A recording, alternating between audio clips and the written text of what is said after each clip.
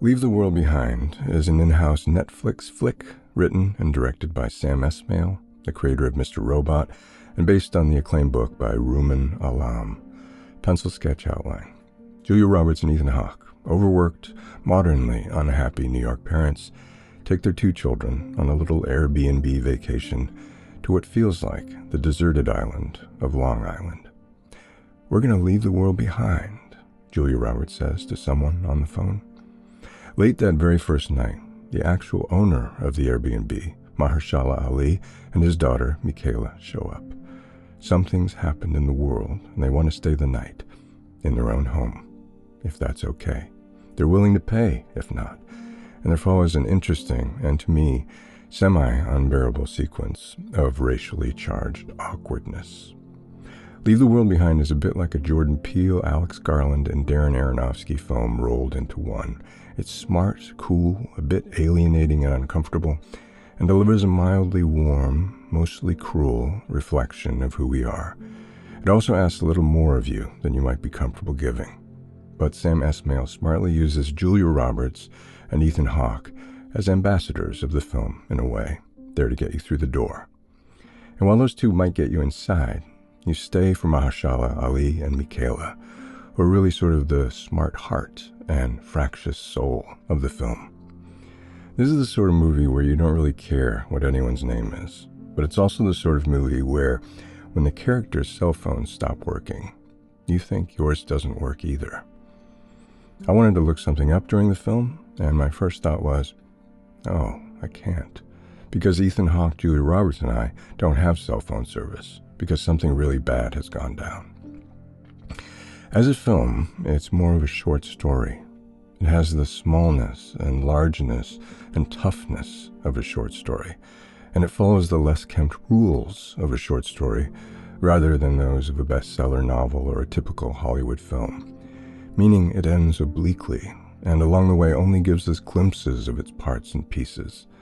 So it's more like you're gathering story information the way you glean it while staring at a photograph, rather than what you might absorb from the moonshine of a typical film. Which doesn't mean this isn't a movie, or that we are kept from things or only given snapshots. It's just that we don't ever know very much about anything or anyone. For example, what's going on with the deer?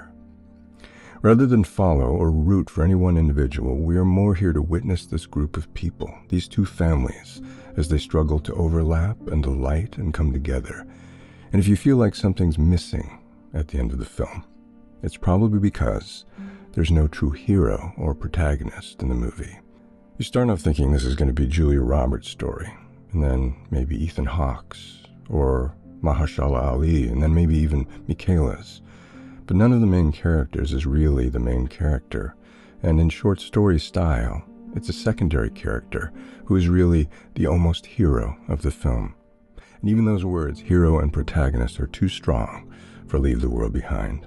But it's the young daughter Rose, played by Farrah McKenzie, who is our secret, poetic exponent, let's call her. People will complain about the ending, won't be satisfied by it, but I don't think that's fair to the story as it plays, because the narrative has never been building toward the consequence of a big thing happening, where everyone dies or everyone is saved.